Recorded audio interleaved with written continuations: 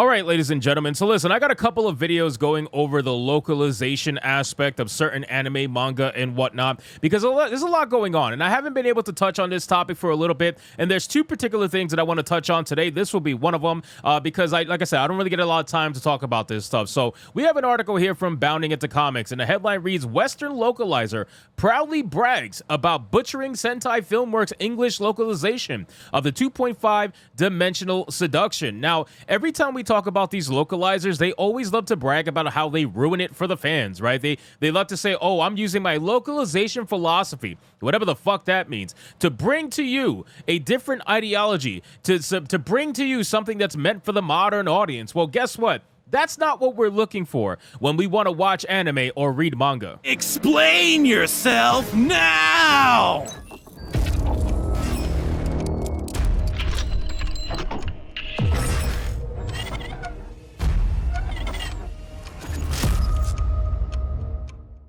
But see, that's the thing. Like, they know that. They know that when we're looking towards Eastern content, it's because the West is failing us, right? They know that. They know Western comics are not as loved or liked as they used to be. That is blaringly true through the unit sales, right? And we also know that in terms of anime is extremely popular amongst all different kinds of people. They've even tried to say that anime is only for white people only, which is the weirdest thing, mind you, because I know plenty of black people that are absolutely obsessed with anime, but that's neither here nor there. These Western localizers are ruining everything they touch, and we know they're doing it purposefully, but they'll try to gaslight you and tell you that they're not, but at least we have an example where we can say, hey, they admitted to it. So let's get into this article, guys, from Bounding Into Comics, but of course, before we do, if you are new here, just consider hitting that subscribe button. I would greatly appreciate it, and like the video to push us out into that YouTube algorithm. Now, it says, despite the looming threat of AI being replaced by AI, emboldened Western localizers are not only continuing to deliberately botch Japanese media, but some, such as the localizer behind Sentai Filmworks' English localization of 2.5-dimensional seduction, are not afraid to openly boast about their masterpieces on social media. Now, here's the thing, okay? For anybody who likes anime or manga, you guys know what I'm about to say is most likely true in this regard. So, when it comes to manga and anime, there's a certain section of anime and manga that is specifically tailored towards a ideology that's based, more I would say more targeted towards women, right? So you got these manga that are obviously more targeted towards women. They're going to have a little bit more feminization and whatnot. And they're going to feature orokonoko sometimes, which are basically femboys, right? Even in some standard media, like I'll give you an example. Assassination Classroom has a character that essentially looks like a girl. Everybody says, oh my God, he looks like a girl. He's so beautiful, but it's a boy. The entire time it's been showcased and said that it was a boy. And he actually says that he's a boy, right? So even though he's more of a pretty boy, he is still a boy at the end of the day. These Western localizers will take characters like that from anime and manga that is like that, and they will translate it into a trans character, or they will translate it into, oh, this is actually a boy turning into a girl. That is not how this goes whatsoever, but they do this purposefully because they want to misrepresent it for people who don't know any better, and it ruins it because then people who are looking for a certain story, right? Maybe they heard about the mangaka story, right, from Japanese or whatever. Maybe they heard it was really good, and then they get their hands on the story and they're like, wait a second, this is not what I heard the story is about. That's because the localizers are absolutely ruining it. So with that being said, yes, another video I'm going to talk about the fact that AI is going to take their jobs, and it's already happening as we speak, and they're losing their minds over it. But let's focus on this. So it says, as previously covered, between turning protagonist Okumura from a shy and socially unaware otaku into a sleazy sexist jerk to having a group of girls being jealous of another girl's rumored promiscuity instead of attacking her for it, to outright changing dialogue almost wantonly, Sentai Filmworks English subtitles for 2.5-dimensional seduction are, to say the least, an absolute disaster. And the localizer behind the mess, none other than a notorious professional anime. Oh, it's this girl, Katrina. It's this girl. This is, why would you hire her as a localizer? Oh my God. I don't know. I highly doubt I'm ever going to reach, the anime and manga studios and whatnot who are in charge of this.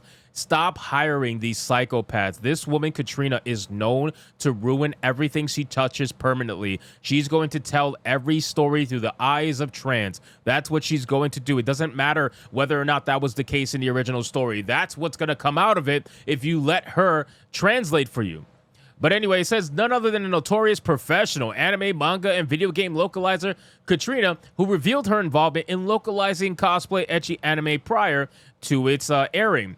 Unsurprisingly, the premiere of the work on 2.5-dimensional seduction soon drew a wave of outrage from audiences, their frustrations peaking due to yet again being denied a faithful translation of a Japanese work. However, rather than taking a moment to acknowledge fans' concerns, she instead, like she did with My Life as Inukai-san's dog, come out of the woodwork to brag about her latest masterpiece and weaponize it against fans.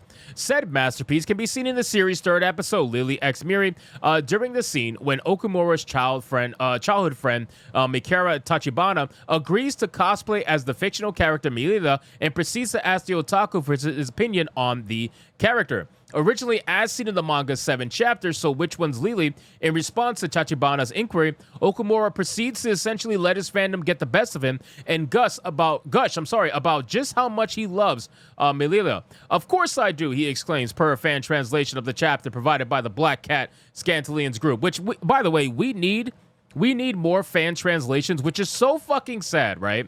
It's so sad that we have to rely on genuine fan translations over these psychopaths that are supposed to be the professionals, right? How are you supposed to be a professional and you let your ideology run everything about your translations? And then on top of that, you're going to go out there and brag on Twitter as if you did something stunning and brave.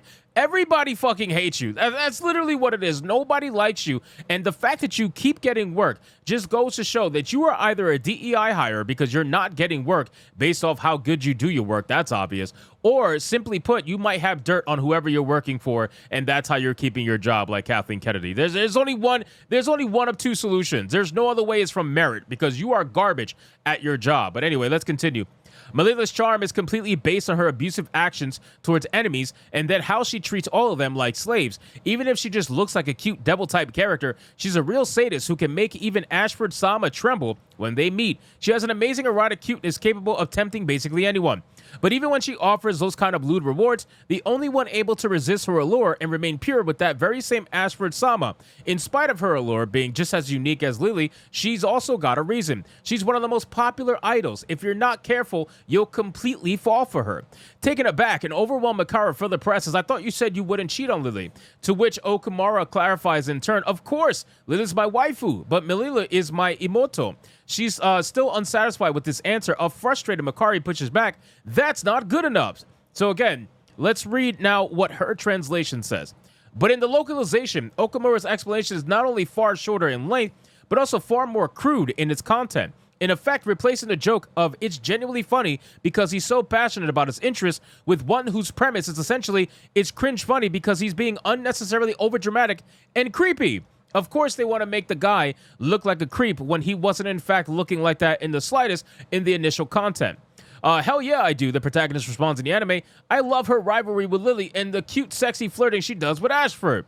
Again, completely and utterly, totally different from the original context. She knows he'll never feel the same, he continues, but still carries a flame for him in pure heart. Then the localization takes a turn for the worse as she proceeds to replace the remaining portion of Okumura's passionate speech with her signature internet meme and slang influenced fan fiction. She's got a cute figure and a great ass and real otaku love and flat-chested lady. The anime version of otaku argues Tig Biddies will ruin her whole vibe anyway. Are you fucking kidding me? Are you kidding me right? I mean, I don't even know. I don't even know. I mean, what are we doing? What are we doing, honestly, at this point? Like, this is not even funny. It's not even funny. Like, this is literally unprofessionalism to the max, right? How did you go from what we just read, which is such a well thought out, well-written explanation of the interaction between these characters, and you wanted to localize it into Tig Old Biddies? Are you fucking kidding me right now?